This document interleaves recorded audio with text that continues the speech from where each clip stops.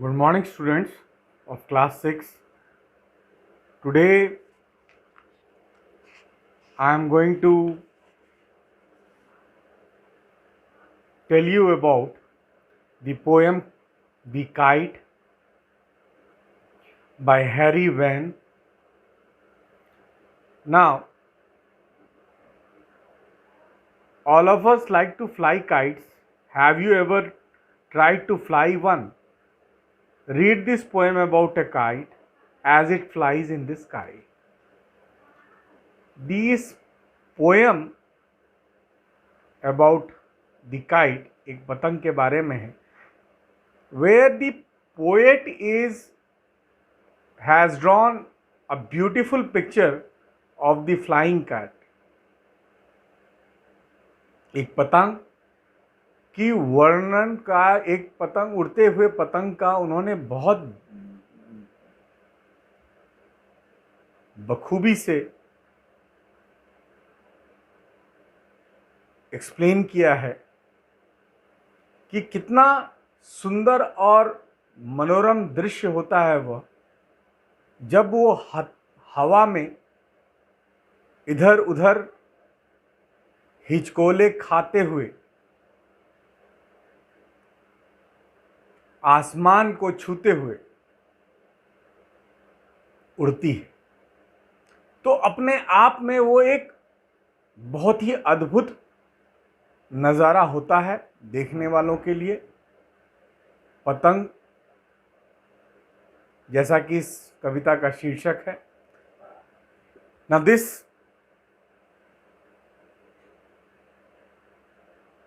how bright on the blue is a kite when it's new.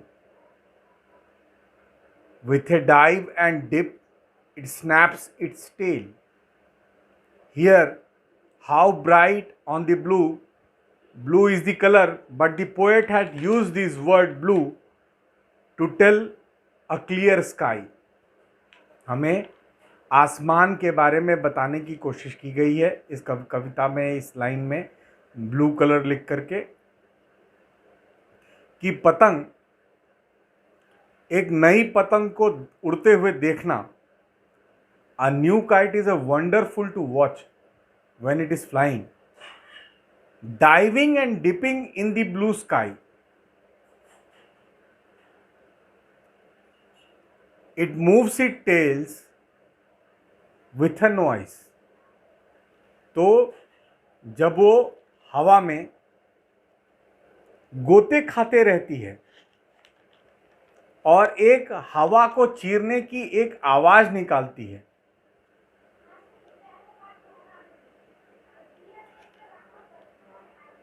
that is very wonderful and beautiful to watch. Then soars like a ship with only a sail. So as the poet says, a new kite is wonderful to watch. Diving and dipping in the blue sky, it moves its tail with a noise. अपनी पूंछ को इधर उधर घुमाते हुए एक सरसराहट की आवाज पैदा करती है। It soars high with the wind and the poet is trying to compare the movement of that kite at that particular time in the sky with a ship, where soars means flying high, and here it's ship. When a ship is flying in when a ship is swimming, sailing across in an ocean or in a sea or in a river, the movement of the ship moves along with the movement of the ship moves along with the tides. तो ठीक उसी तरह जैसे पतंग ऊपर नीचे गोते खाती है, वैसे ही एक जहाज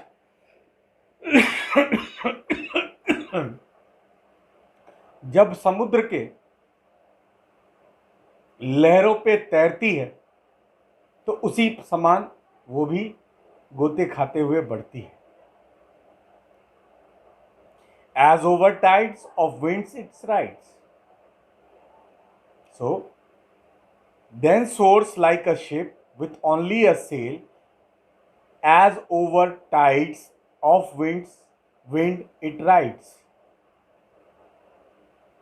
So the poet is now at this particular on this particular line, he is trying to compare the movement of that ship with the kite.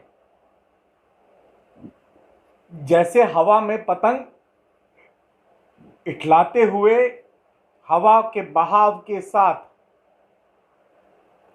इधर उधर गोते खाते रहती है, ठीक उसी तरह जब आप एक समुद्र में जहाज को तैरते हुए देखोगे तो वही अनुभव आपको भी होगा कि उसकी लहरों पे जहाज जो है वो पानी की लहरों पे ठीक उसी तरह गोते खाते हुए आगे बढ़ती जाती है और हवा का जो बहाव है वो उसकी मदद करता है और ऐसा लगता है कि वो उस विंड में, उस हवा में, उस तेज हवा में बहते जा रहा है, ठीक उसी तरह जैसे कि पतंग खुले आसमान में उड़ता है. Climbs to the crest of a gust and pulls, then seems to rest as wind falls. और ऐसा जब वो जहाज पानी के लहरों पे गोते खाते रहता है और आगे बढ़ता रहता है तो it looks like that it is the sail of the ship is as if it is riding the current of air.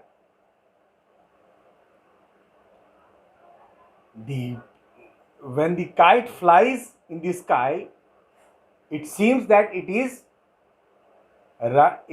is riding on the current of the air. The same way, when a ship sails in the ocean or in the ship or in the sea,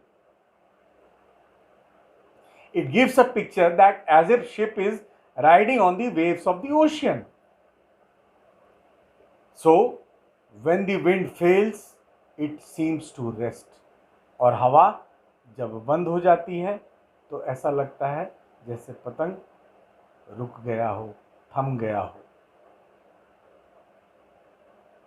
When string goes slack, you wind it back.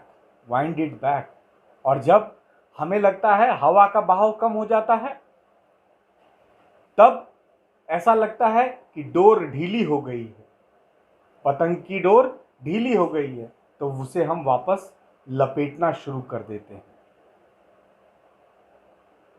And run until a new breezes blows.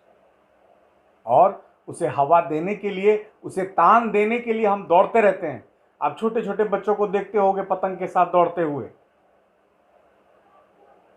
फिर दोबारा जब तक हवा का बहाव तेज ना हो, अच्छी हवा ना बहती हो, तब तक वो पतंग को लेकर के उड़ता रहता है. और ज्यों ही हवा आती है पतंग फिर इठलाते हुए आसमान में फ्रीली इधर से उधर गोते खाते हुए उड़ती हुई.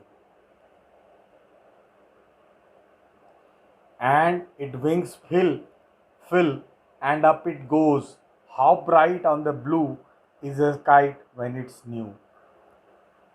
तब तो जो पतंग, नई पतंग जब उड़ती है तो कितनी चमकीली और कितनी सुंदर लगती है. अलग अलग रंगों के पतंग उस हवा में गोते खाते रहती हैं. So a new kite is a wonderful to watch. It dives and dips in the blue sky as it moves its tail with a noise. It soars high with the wind. At this time, it sails like a ship with only one sail. It rides on the current of air just as the ship rides on the waves of the ocean.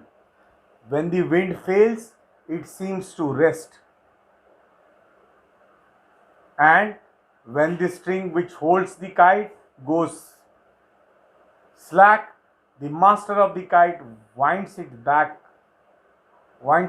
the string, and the kite comes back to the earth. And it is again back in the sky, as again when the wind blows. When a new wind blows, the breeze starts, we can again see that kite flying in the sky. And when it flies, it seems like it blows, filling with the wings of the kite with a new air again. ऐसा लगता है कि मानो वो अपने ज्यों ही हवा आया, पवन के झोंके के साथ अपने पंखों को दोबारा फैलाते हुए वो आसमान में इधर उधर गोते खाते हुए उड़ती है. So,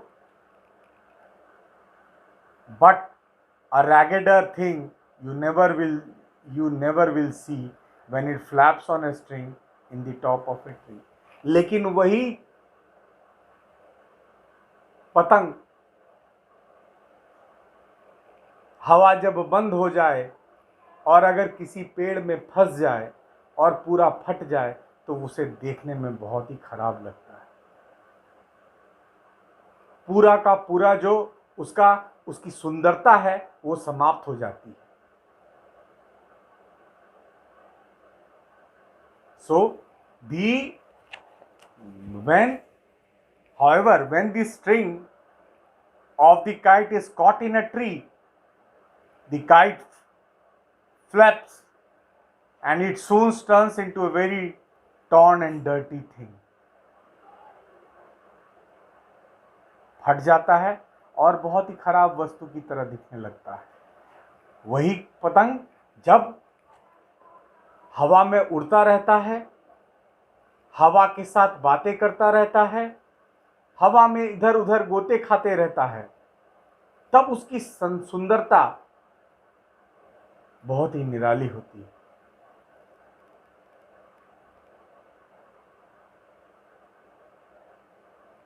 This is all about the poem The Kite, and we will do the question and answer in the next class. Thank you.